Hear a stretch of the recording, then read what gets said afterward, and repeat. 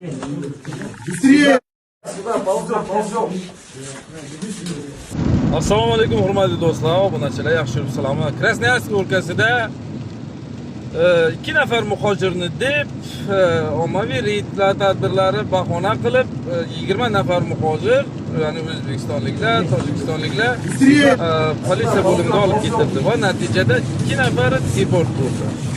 Sababi 2 nafar o'sha muhojirning o'zbekistonlik, tojikistonlik aytilmagan rus millatiga mansub bo'lgan qizga gap otgani sabab bo'ldi va shuni vaj qilib reyd o'tkazilib 20 nafar muhojir o'sha yotoqxonasiga bostirib kirildi va ularni o'rdaksimon yurg'izishga majburlab, tahqirlanib politsiya bo'limiga olib kelindi.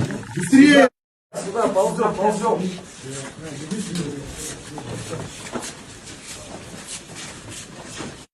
Пол опустили. Быстрее, давай,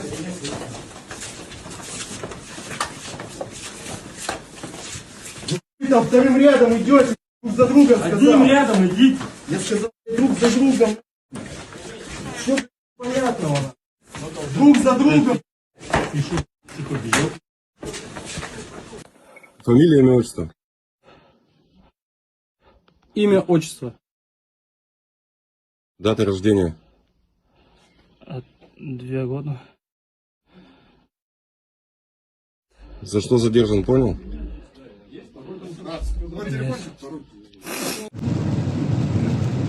Buning sababi o'z Rossiyada yurish-turish qoidalariga amal qilmaslik.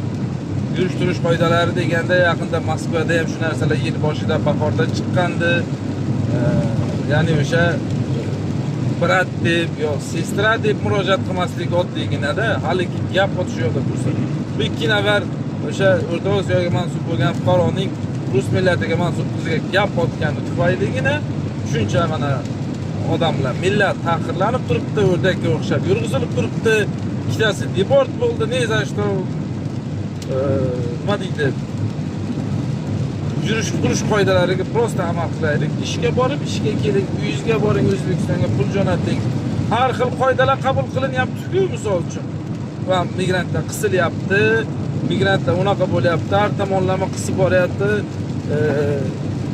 Nima deydi? Qonunlar murakkablashib boryapti, strogo bo'lib boryapti deymiz-ku, aslida qisman bo'lsa ham ma'lum bir sezilarli darajada ijtimoiy harakatlar, ana shu yurish-turish qoidalari, jinoyatlar, narkotik oldi sotisi, zakladka, gap otish, odam o'ldirish, o'g'irlik va hokazo, mashinistva degan narsalar sabablari vaj keltirib, jinoyat ishlari o'sha statistikasida migrantlarni necha foiz darajada umumiy jinoyatdan Rossiyada qanchalik ko'p jinoyat sodir etilayotgan bo'lsa, shunchalik qonun qoidalarini kuchaytirilayotgani sabab bo'lgandan keyin biz aytamizki, migrantlarga hozir chiqarib yubormoqchi, qisyapti, qiyinlashtiryapti, Rossiyaga kelib bo'lmaydigan bo'lib qoldi degan gaplar chiqaramiz. Aslida mana shu Qo'shtirnoq ichidagi 1-2 nafar fuqarolarni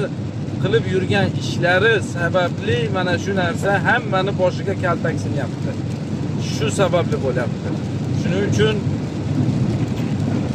yurish-turish qoidalariga amal qilgan holda, birovga gap otmasdan, boshqa qilmasdan ishga to'g'ri borib, to'g'ri kelib, vatanimizga, oilamiz, ota-onamiz, farzandlarimiz bag'riga sog' salomat qaytaylik. O'zlaringiz ehtiyot qilinglar, sog' bo'linglar, salomat bo'linglar.